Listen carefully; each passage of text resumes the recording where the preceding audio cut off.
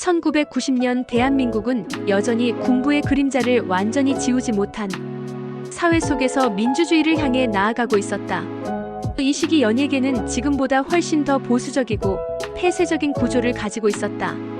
드라마는 가족 중심이었고 가요계는 트로트와 발라드가 주를 이루며 비교적 안전한 정서만을 다뤘다.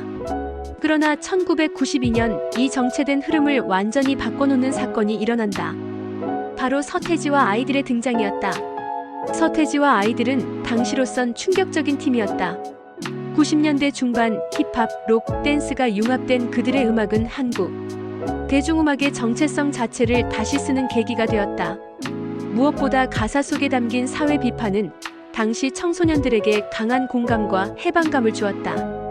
교육제도에 대한 비판, 세대 갈등, 청소년 억압은 그전까지 방송가에서는 감히 다룰 수 없던 주제였다. 교실 이데아는 그 대표적인 예였다. 이 팀의 등장은 단순한 음악적 변화가 아니었다. 한국 대중문화가 청소년을 타깃으로 삼는 새로운 시장을 본격적으로 만들게 된 것이고, 동시에 기성세대와의 문화적 갈등이 본격화된 것이다. 평론가로서 나는 이 시점을 K-팝의 기원이라고 명명한다. 아직 K-팝이라는 단어조차 존재하지 않았던 시기지만 서태지와 아이들은 아이돌 산업과 팬덤의 개념을 동시에 열었다. 하지만 빛이 있으면 그림자도 있는 법이다. 1995년은 한국 연예계가 충격적인 죽음을 경험한 해였다. 듀스 출신의 김성재가 솔로로 데뷔한 바로 다음 날 갑작스레 사망했다. 온몸에 주사바늘 자국이 남아있었고 경찰은 타살 가능성을 조사했지만 끝내 진실은 밝혀지지 않았다. 그는 당시 23세였다. 팬들은 말할 수 없는 충격에 빠졌고 이 사건은 지금까지도 대한민국 대중음악계 최대의 미스터리 중 하나로 남아있다. 김성재는 단지 재능 있는 가수가 아니었다. 그는 힙합과 스트리트 패션, R&B 감성을 국내에 정착시킨 선구자였다. 그의 죽음은 단순한 스타의 죽음이 아닌 새로운 문화의 가능성이 사라진 사건으로 해석될 수 있다. 나는 그를 90년대의 문화적 희생양이라 부른다. 너무 빨리 앞서갔고 너무 많이 부딪혔으며 결국 그만큼 위험했다. 그가 남긴 음악, 패션, 이미지, 인터뷰는 여전히 많은 창작자들에게 영감을 주고 있다. 그를 기억하는 이들은 이제 40대, 50대가 되었고 매년 그의 기일이 되면 SNS에는 여전히 그의 이름이 올라온다. 이처럼 연예인의 죽음은 대중에게 단순한 이별이 아니다. 하나의 시대와 작별하는 일이자 누군가의 청춘과 작별하는 일이다. 이 시기 또 다른 전환점은 바로 1996년의 SM 엔터테인먼트이다. 당시만 해도 엔터테인먼트 기업이라는 개념이 대중에게는 낯설었다. 하지만 이 수많은 시스템이라는 단어를 처음으로 적용했다. 그는 오디션, 트레이닝, 데뷔, 활동, 재계약이라는 전 과정을 하나의 체계로 만들었다. 그리고 그 결과물이 바로 H.O.T였다. H.O.T는 단순한 아이돌 그룹이 아니었다. 이들은 대한민국 최초의 팬덤을 공식화한 그룹이었다. 팬클럽 화이트엔젤은 유니폼과 슬로건, 조직력을 갖추었고 길거리에서 서로 다른 색깔의 풍선을 들고 다니며 타 그룹 팬들과 갈등을 빚기도 했다. 아이돌 팬덤의 색깔 전쟁은 이 시기부터 시작되었다. 이 시기를 평론가로서 다시 들여다보면 K-팝이라는 브랜드의 DNA는 이미 이때 거의 완성되어 있었다는 걸 알 수 있다. 단지 해외 수출이 되지 않았을 뿐 트레이닝 시스템, 팬덤 문화, 안무와 비주얼의 결합은 이미 국제시장에서 통할 수준이었다. 우리가 뒤늦게 세계화에 성공했을 뿐 실질적 기반은 90년대 후반에 완성된 것이다. 이제 대한민국 대중문화는 단순한 트로트 중심의 방송, 연예에서 벗어나 청소년 중심의 시스템 연예로 전환되고 있었다. 이 변화는 곧 사회 전반의 세대 교체와도 맞물린다. 당시 IMF 위기로 온 국민이 어려움을 겪고 있었지만 역설적으로 대중문화는 가장 활발하게 진화하고 있었다. 청춘을 잃은 슬픔, 새로운 스타들의 등장, 산업의 재편. 이 모든 것이 1990년대 대한민국 연예계에서 동시에 터져나왔다. 이것이 바로 한국 대중문화 르네상스의 서막이었다. 2000년대로 접어든 대한민국 연예계는 더 이상 감성만으로 움직이지 않았다. 이 시기부터 연예계는 철저히 시스템화된 산업이 되었다. H.O.T와 T의 성공을 모델로 여러 기획사들이 아이돌 공장이라는 시스템을 도입했고 SMYG, JYP라는 빅3 체제가 형성되기 시작했다. 가수는 이제 예술가이자 상품이 되었고 기획사는 그 상품을 생산하고 유통하는 대기업과 다를 바 없었다. 2000년대 초반 특히 보아의 등장은 주목할 만했다. 13세에 데뷔해 15세에 일본 시장을 공략한 그녀는 한류라는 말조차 낯설던 시절 일본 오리콘 차트 1위를 차지했다. 보아는 단순한 아이돌이 아니라 K-팝 수출의 신호탄이었고 연습생 시스템이 가진 가능성의 결정체였다. 보아의 성공은 이후 동방신기, 소녀시대, 슈퍼주니어로 이어지는 SM의 전성기를 이끈 토대가 된다. 한편 2003년 김광석을 잇는 감성 싱어송라이터로 평가받던 이은주의 죽음은 연예계 전체에 충격을 안겼다. 24살이라는 젊은 나이에 스스로 생을 마감한 이 사건은 연예인 우울증이라는 이슈를 본격적으로 공론화하는 계기가 되었다. 그녀는 영화 번지 점프를 하다 주홍글씨 등에서 깊이 있는 연기를 보여주며 많은 사랑을 받았지만 결국 그 무게를 감당하지 못했다. 이 시기 이후 연예인들의 정신건강 관리 문제는 엔터테인먼트 업계에서 중요한 의제로 떠오른다. 2005년에는 또 하나의 상징적 사건이 터졌다. MC몽의 병역 기피 의혹. 그는 군대 입대를 피하기 위해 고의로 치아를 발치했다는 혐의를 받았다. 결국 이 사건은 연예인들의 병역 회피 문제를 수면 위로 끌어올렸다. 대중은 공정에 민감했고 연예인이라는 이유로 면제를 받거나 회피한다는 인식은 극심한 분노로 이어졌다. 이 사건은 공인이라는 단어의 무게를 연예인에게 되묻는 사건이었다. 이 무렵부터 연예인의 사생활, 도덕성, 책임감에 대한 대중의 요구는 이전보다 훨씬 날카로워졌다. 단순히 노래나 연기만 잘해서는 안 되는 시대. 팬들은 완벽한 이미지와 윤리적 삶을 요구하기 시작했다.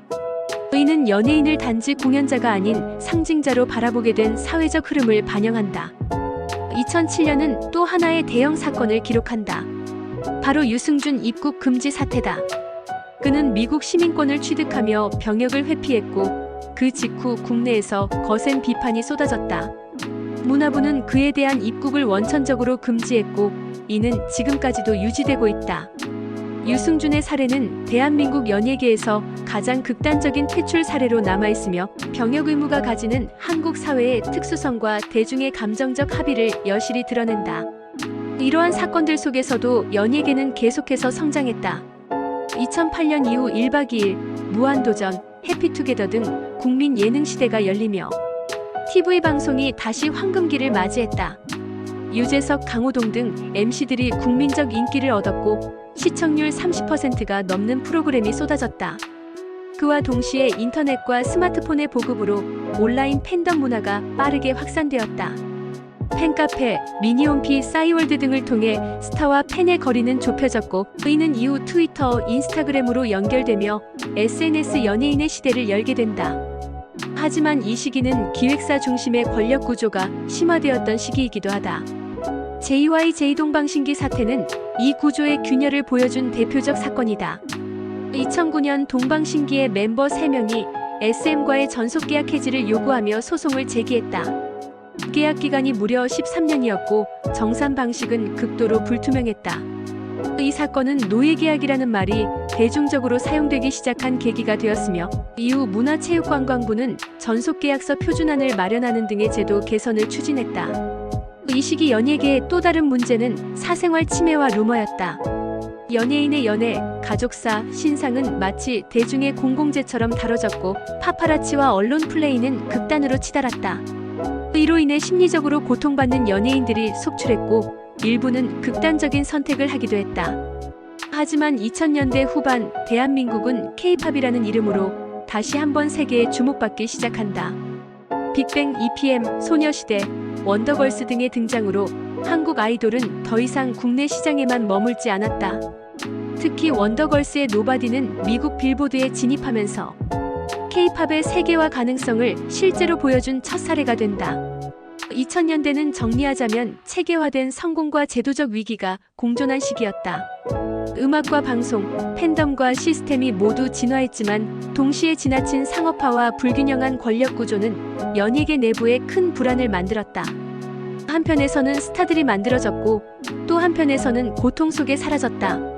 이 시기의 연예계는 영광과 상처가 동전의 양면처럼 붙어있던 시대였다. 2010년대는 대한민국 연예계가 세계화라는 키워드를 품고 비상한 시기였다. 단순히 국내에서의 인기와 영향력을 넘어 세계 무대에서 존재감을 드러내기 시작했다. BTS의 데뷔는 이 흐름의 후반부에서 절정으로 이어지지만 그 앞에는 수많은 사건과 인물, 구조의 격변이 존재했다. 2010년대 초반 K-팝은 유튜브와 SNS를 통해 국경을 넘었다. 싸이의 강남스타일은 전 세계적으로 30억 뷰를 기록하며 단숨에 글로벌 스타가 되었고 이는 K-팝 전체에 대한 관심을 증폭시키는 결정적인 계기가 되었다. 그러나 이러한 흐름의 이면에는 연예계를 향한 대중의 감시와 냉혹한 심판이 도사리고 있었다. 2011년 배우 박용화가 자택에서 스스로 생을 마감했다. 밝고 성실한 이미지로 알려졌던 그였기에 대중은 더욱 큰 충격에 휩싸였다. 정신적 고통과 압박은 보여지지 않았지만 그 무게는 실로 컸다. 이 사건 이후 연예인 자살이라는 말이 더 이상 이례적인 일이 아니게 되었고 정신 건강에 대한 사회적 경각심이 조금씩 생기기 시작했다. 이 시기를 지나며 연예계는 점점 더 고도의 쇼비즈니스 산업이 되었다. 연예인은 브랜드였고 이미지 관리와 소비 전략이 핵심 자산이 되었다. 소속사들은 연예인을 키우는 동시에 보호해야 할 의무가 있었지만 그 경계는 모호했고 책임은 자주 흐릿해졌다. 이 문제는 2019년 연예계 전체를 흔든 충격적인 사건으로 폭발한다. 그 이름은 바로 버닝썬. 클럽, 마약, 성접대, 경찰 유착, 불법 촬영 일련의 사건들은 단순한 개인의 일탈이 아닌 산업 전반의 도덕성 붕괴를 보여주는 상징이었다. 승리, 정준영, 최종훈 등 이름 있는 연예인들이 관련되었고 대중은 분노했다. 아이돌이라는 이상적 이미지가 철저히 붕괴되었고 이제는 누구도 믿지 않는다는 불신이 확산되었다. 버닝썬 사건은 연예인 개인을 넘어서 연예 산업 전반의 시스템에 대한 비판으로 이어졌다.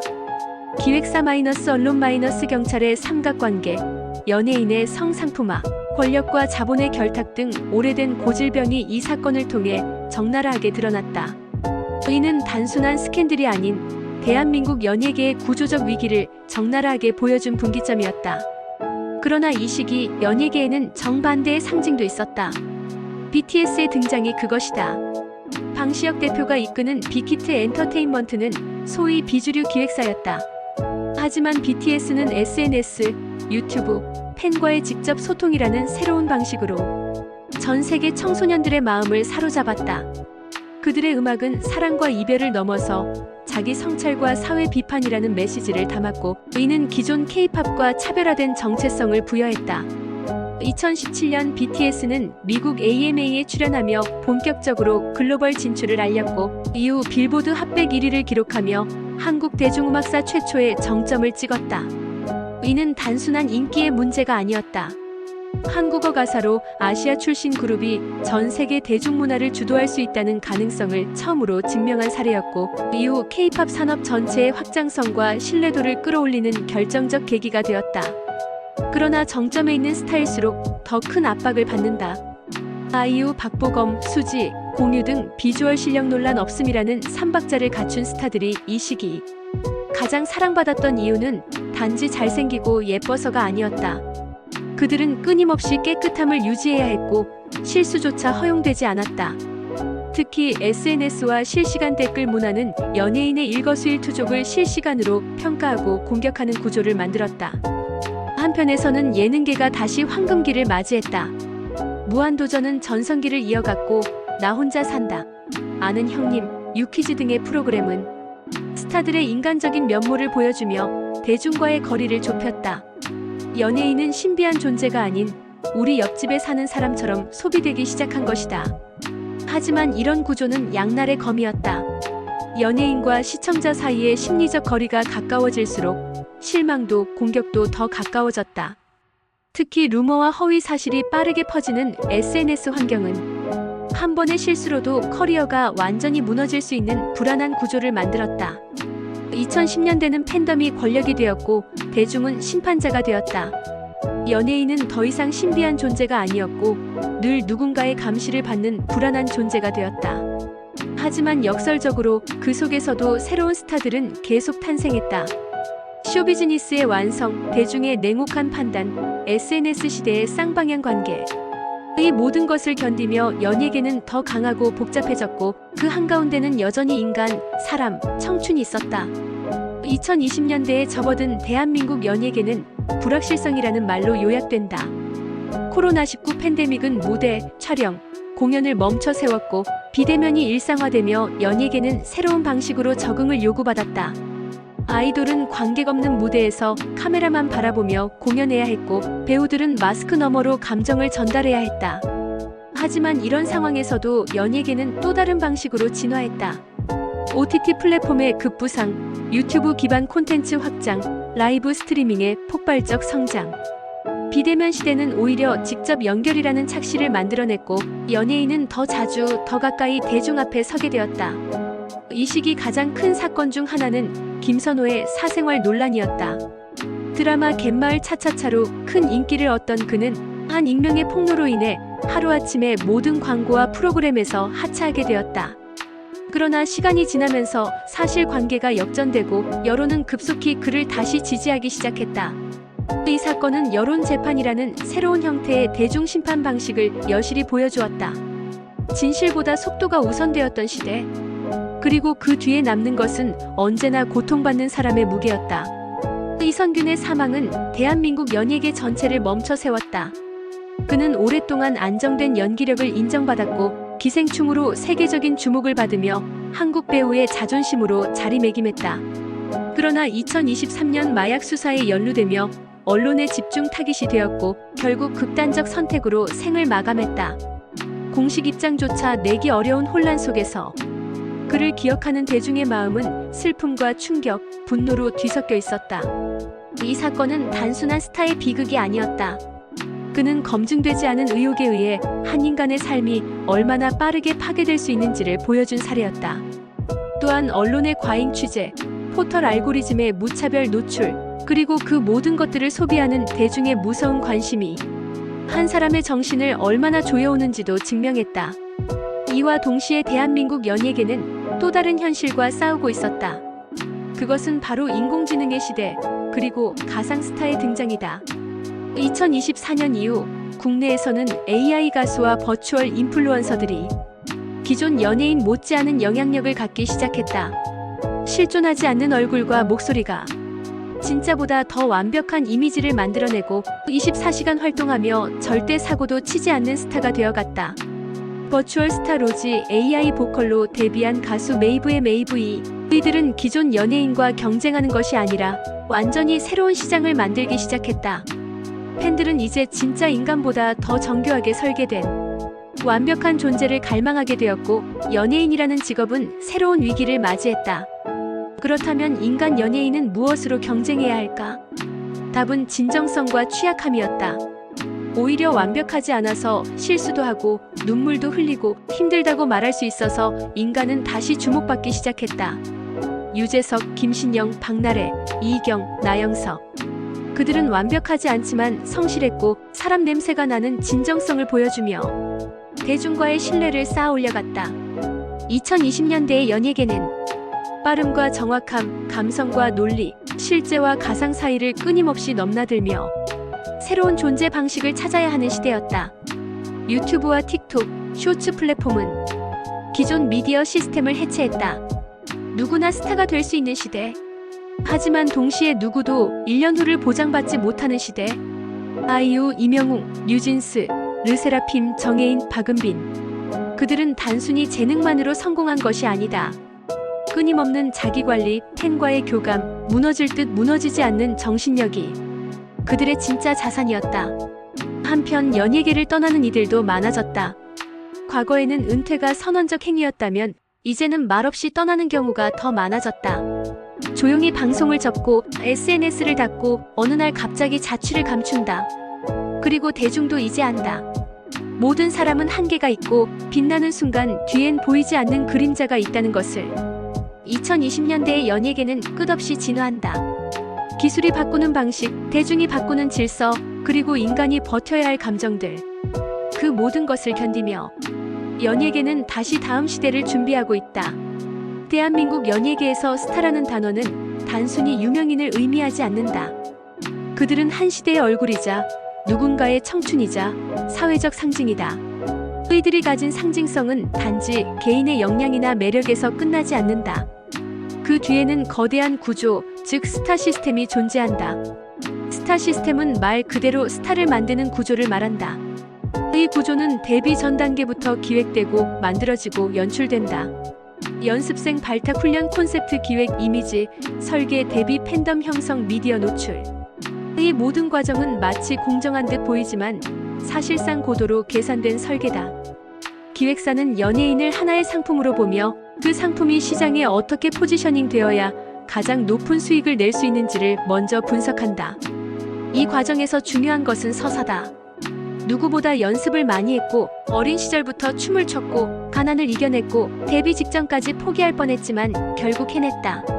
이러한 서사는 대중의 감정을 건드리고 스타에 대한 애착을 형성하는 핵심 동력으로 작용한다. 즉, 스타란 존재는 서사와 감정 소비의 대상이다.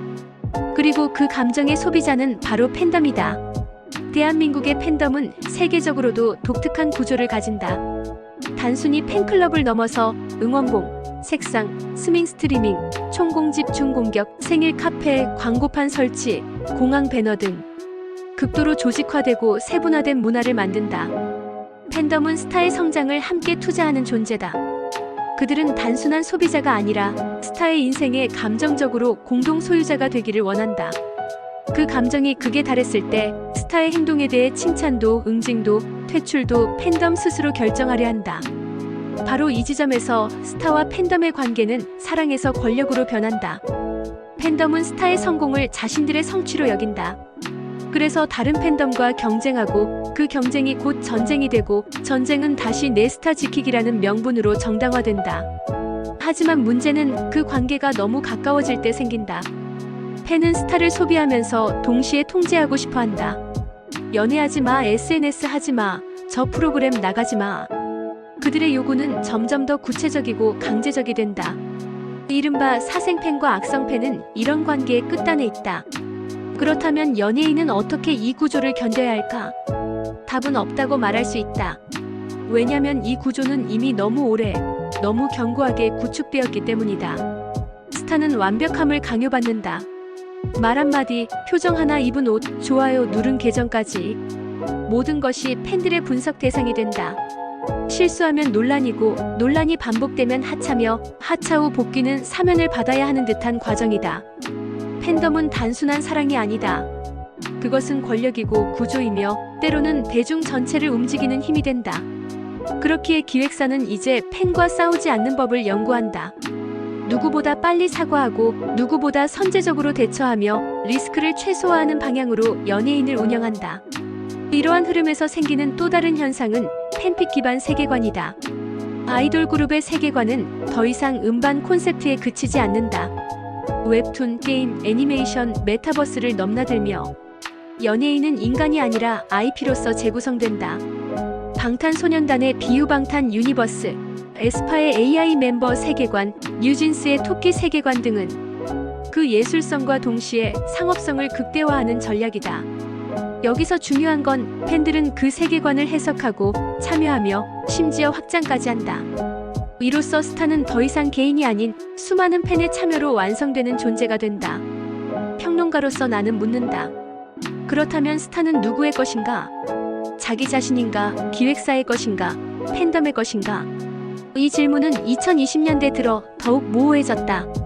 AI가 스타를 대체하고 가상이 진짜보다 더 완벽한 매력을 지닐 때 우리 인간 스타는 무엇으로 존재의 이유를 가져야 할까?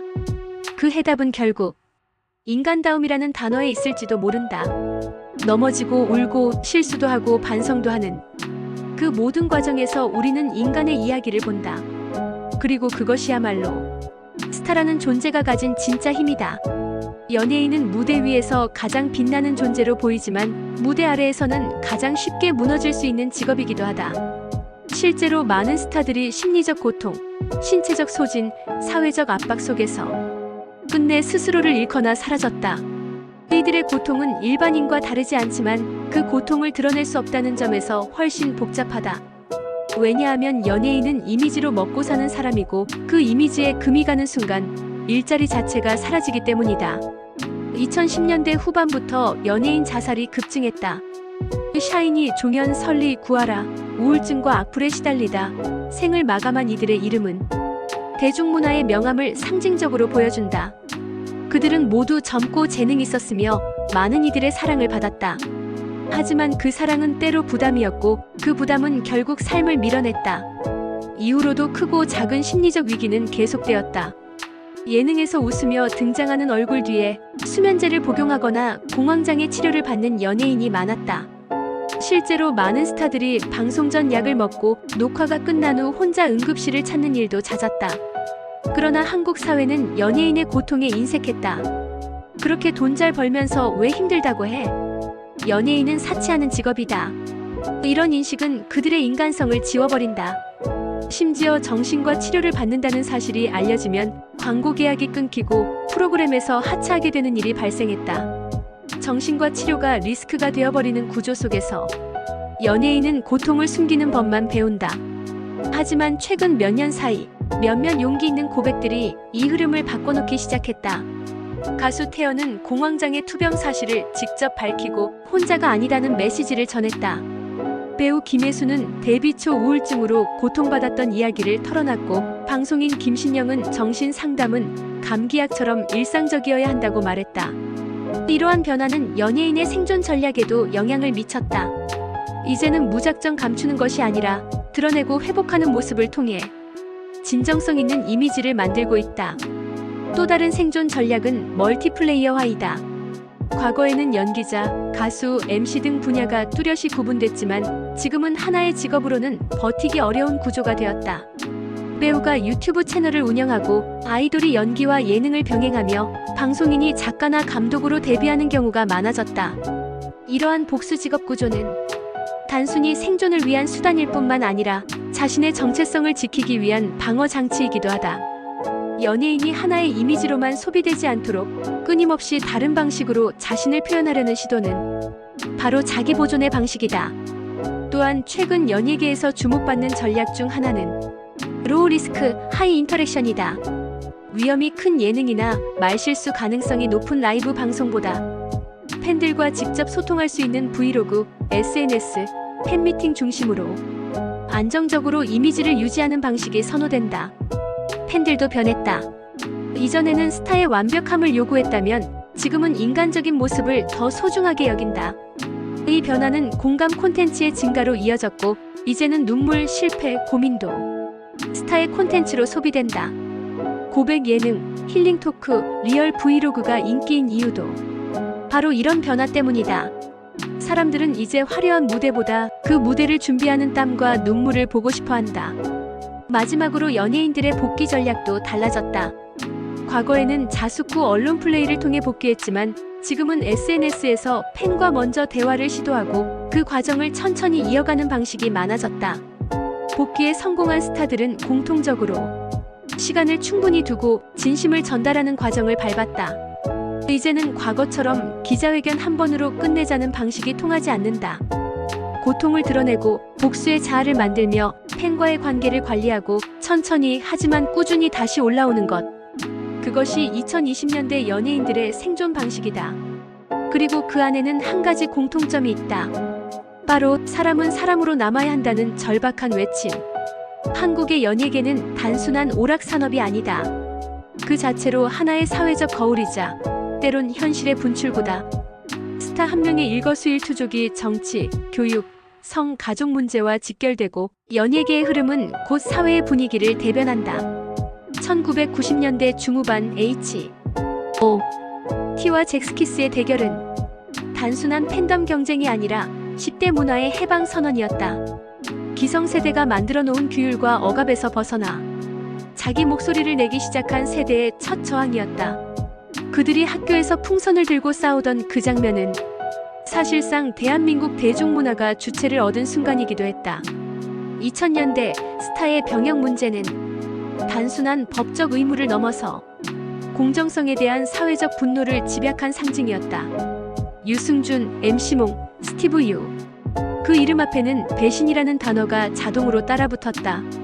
연예인은 공인이라는 이름으로 시민사회가 요구하는 모든 도덕적 잣대 위에 놓였다. 연예계는 곧 정치의 그림자이기도 했다. 박근혜 정권 시절 이른바 블랙리스트 사건은 정권의 비판적인 예술가와 연예인들을 보이지 않게 퇴출시키는 조직적 시도였다. 공연이 취소되고 출연이 막히고 제작 지원이 끊겼다. 그리고 그 중심에는 유명 배우, 뮤지컬 연출가, 그리고 양심 있는 대중 가수들이 있었다. 이 사건은 단순한 정치 사건이 아니라 대한민국 연예계가 표현의 자유를 어디까지 지킬 수 있는가에 대한 물음이었다. 그리고 그것은 동시에 문화인의 사회적 책임은 어디까지인가에 대한 성찰로 이어졌다. 2010년대 들어 연예인은 점점 더 다층적인 역할을 요구받는다. 단순히 노래하고 연기하는 사람이 아니라 사회적 발언을 하는 인플루언서, 기부와 봉사를 실천하는 시민, 그리고 때로는 고발자와 증인의 자리에 서야 했다. 대표적인 사례가 설리의 악플 반대 캠페인이다. 그녀는 연예인 최초로 불에 지어 논란을 공론화했고 신체 표현의 자유, 여성의 주체성에 대해 수많은 찬반 토론을 이끌어냈다. 그녀의 SNS는 끊임없는 논쟁의 장이었고 결국 수많은 비난 속에서 그녀는 무너졌다. 하지만 그녀가 남긴 사회적 질문은 여전히 유효하다. 왜 우리는 연예인에게만 완벽한 윤리를 요구하는가? 왜 여성 연예인의 행동은 늘 논란이 되는가? 이 시기의 연예계는 대중의 이상과 현실 사이에서 늘 외주를 걷는다. 자기 표현과 사회적 책임이라는 상반된 요구를 동시에 감당해야 하는 시대. 그 한복판에서 연예인들은 오늘도 자신이 어디까지 보여줄 수 있는지를 고민한다. 한편 연예계는 한국 사회의 교육, 가족, 계급 구조를 그대로 반영하기도 한다. 재벌 2세 출신 연예인의 데뷔, 유명 정치인의 자녀라는 배경, 예능에서 다뤄지는 학벌과 집안 이야기. 이 모든 것들은 대중의 분노 혹은 동경을 자극하는 코드로 쓰인다. 그리고 이는 대한민국 사회가 얼마나 출신과 배경에 민감한지를 적나라하게 보여주는 반사경이기도 하다. 또한 연예계는 세대 갈등의 무대이기도 하다. 지세대 아이돌의 메시지에 기성세대는 당혹감을 느끼고 기성 연예인의 발언은 젊은 층에겐 꼰대적으로 비춰진다. 예를 들어 BTS는 기성의 성공 신화가 아닌 나 자신을 사랑하라는 개인주의적 메시지를 전면에 내세우며 전 세계 청년 세대와 감성적으로 맞닿았다. 이는 386세대가 갖는 공동체 중심의 사고와 명확히 구분되는 새로운 시대의 언어였다. 이러한 변화 속에서 연예인은 연기자가 아닌 사회적 기호가 되었다. 누구를 지지하느냐, 무슨 옷을 입느냐, 무슨 발언을 하느냐에 따라 그들의 사회적 위치와 지지도는 실시간으로 바뀐다. 따라서 오늘날 연예인은 사람들의 감정을 조율하는 문화의 중개자이자 사회적 온도를 재는 지표이기도 하다. 이 지점에서 나는 평론가로서 다시 질문한다. 우리는 연예인을 사랑하는가? 아니면 감시하는가?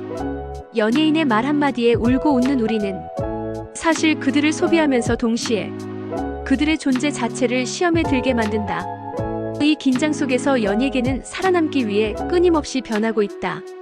그리고 한국 사회는 그 변화의 무대를 지켜보며 자신의 민낯을 마주하고 있다.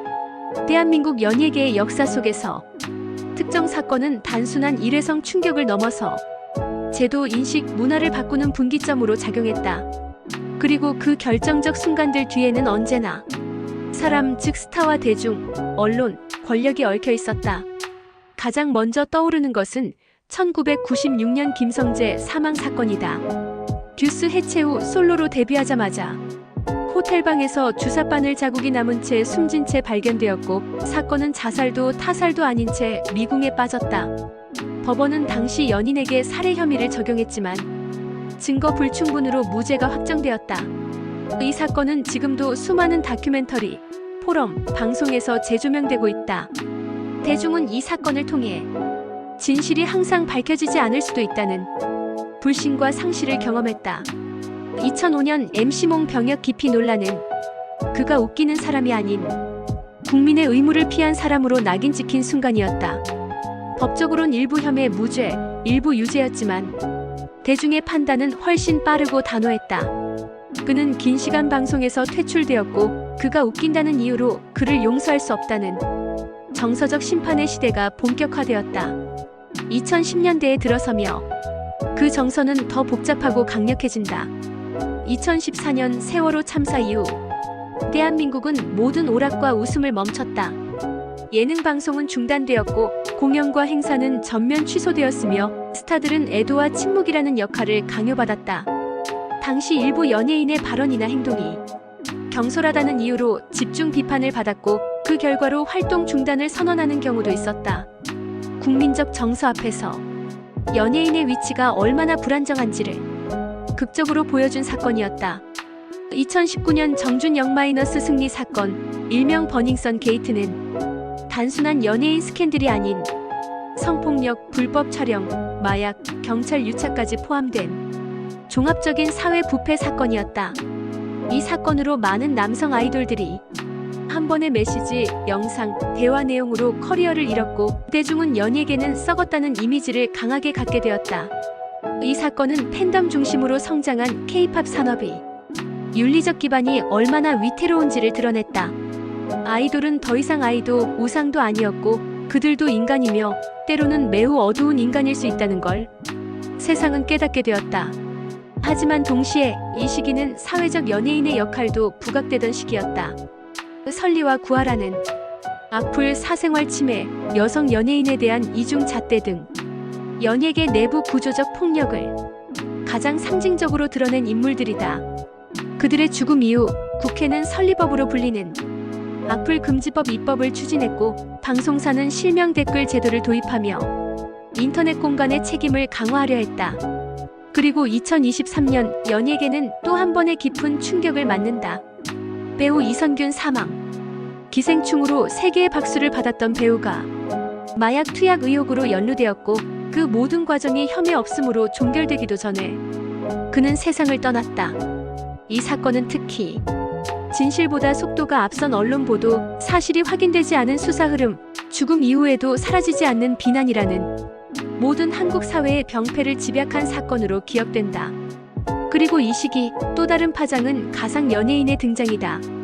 AI로 구현된 목소리와 얼굴, 실제보다 더 실제 같은 존재들이 팬덤을 형성하고 수익을 창출하고 있다.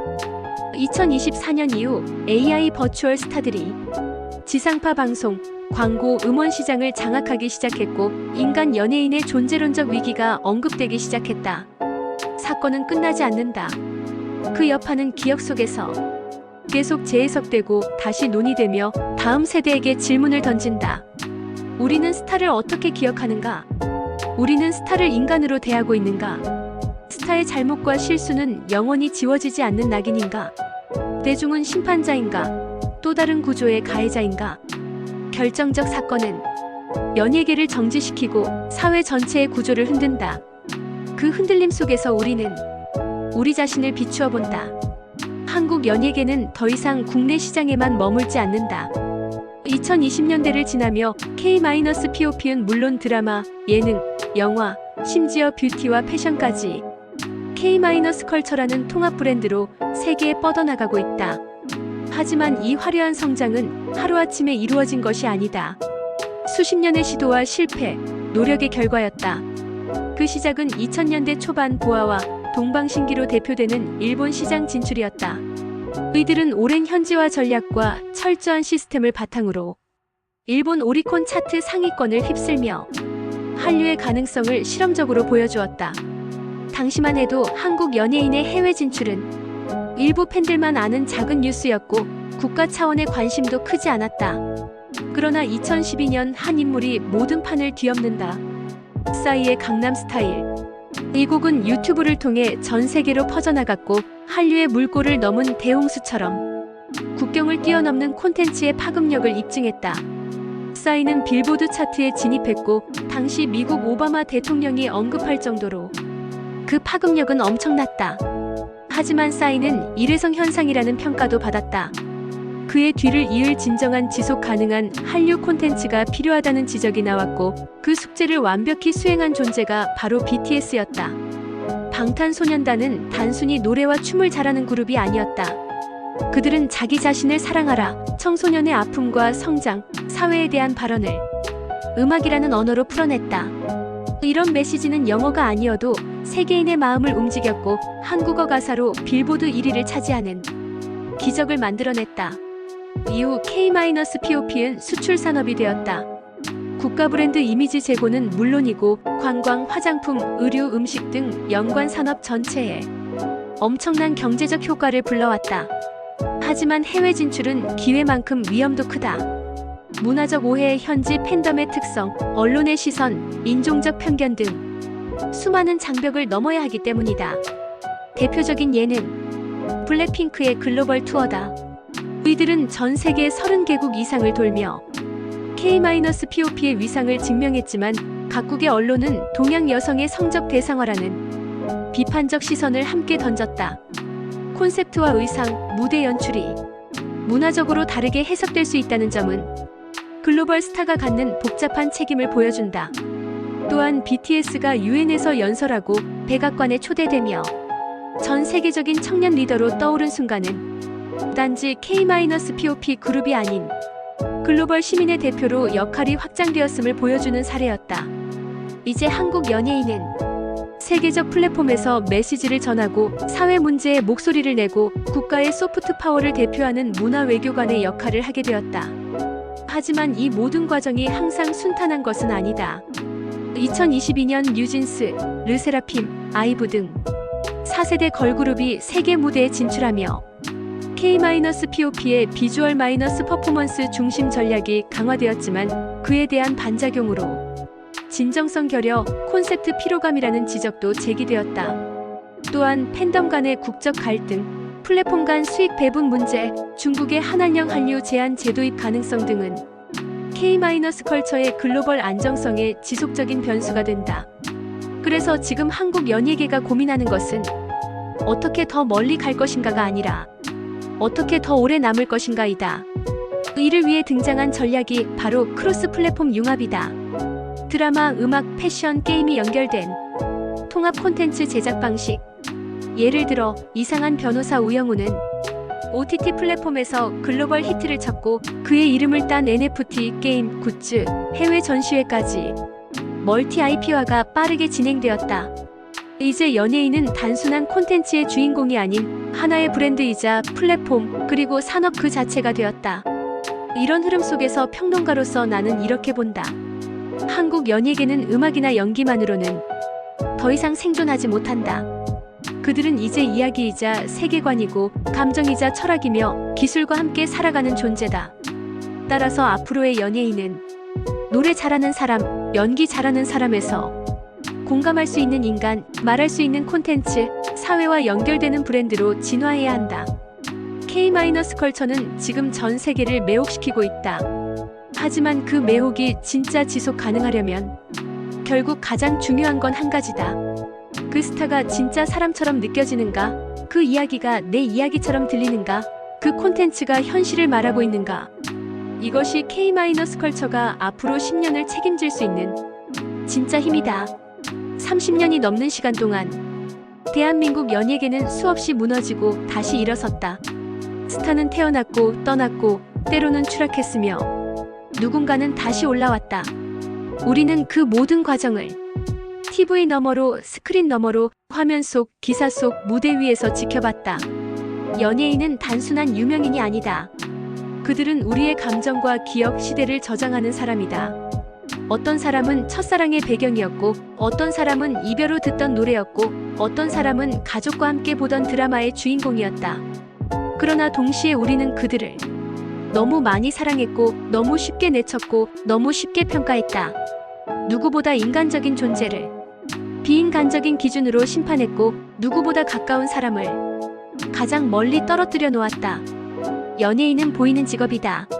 하지만 그 보이는 것들은 많은 편집, 설정, 조명, 대본, 기획이 겹겹이 쌓여 만들어진 결과물이다. 우리는 그것을 진실로 믿었고 때로는 그 허상을 부수기 위해 냉정한 칼날을 들이대기도 했다. 이제는 물어야 할 때다. 우리는 왜 그렇게 연예인을 사랑하는가? 우리는 왜 그렇게 연예인을 미워하는가? 그들은 우리의 대리인이다. 우리가 표현하지 못한 감정, 우리가 되지 못한 이상, 우리가 잊고 지내는 순수함을 그들은 대신 보여주었다. 그런데 왜 우리는 그들이 조금만 흔들리면 실망이다가 하차하라, 자숙해라를 말하는가? 우리는 연예인에게 무엇을 바라는가? 절대적 윤리? 무결점의 이미지? 끝없는 봉사? 아니다.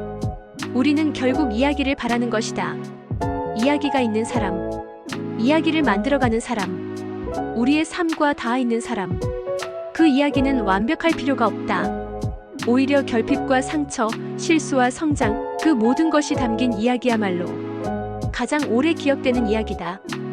김광석, 김성재, 이은주, 종현, 설리, 이선균. 그들의 죽음 앞에서 우리는 무엇을 배웠는가? 연예인의 삶은 결코 화려함으로만 설명되지 않는다. 그들의 일상, 고통, 고민은 우리와 다르지 않다. 그렇기에 연예인을 바라보는 우리의 시선도 이제는 달라져야 한다. 우상이 아니라 인간으로, 상품이 아니라 이웃으로, 완벽함이 아니라 진정성으로 그렇게 바라볼 수 있다면 우리는 연예인을 통해 우리 자신을 더 잘 이해할 수 있을 것이다. 문화는 거울이다. 그리고 연예인은 그 거울을 들고 우리 앞에 선 사람들이다. 우리는 그 거울을 깨뜨릴 수도 있고 그 거울 속에 비친 우리의 모습에 조용히 고개를 끄덕일 수도 있다. 나는 후자를 선택하고 싶다. 비난보다 공감, 심판보다 응원, 거리보다 온기. 그것이 우리가 연예인을 기억하는 방식이 되어야 한다. 이제 우리는 다시 무대 위를 바라볼 준비가 되어 있다. 다시 노래가 시작되고 조명이 켜지고 카메라가 돌아간다. 그리고 그 무대 위의 사람은 바로 우리의 청춘이고 우리의 이야기이고 우리의 거울이다. 오늘 우리는 대한민국 연예계 30년의 빛과 그림자, 영광과 아픔, 그리고 그 뒤에 숨겨진 수많은 이야기들을 함께 걸어왔습니다. 이 영상이 여러분의 마음속에 작은 울림이 되었다면 좋아요와 구독 버튼으로 함께 해주세요. 그리고 여러분은 어떻게 기억하고 계신가요? 당신의 청춘을 함께했던 스타, 마음을 울렸던 순간, 혹은 함께 아파했던 이야기들. 댓글로 여러분만의 추억을 들려주세요. 당신의 이야기가 또 다른 누군가의 마음을 따뜻하게 할지도 모릅니다. 오늘도 함께 해주셔서 감사합니다. 다음 이야기에서 다시 만나겠습니다.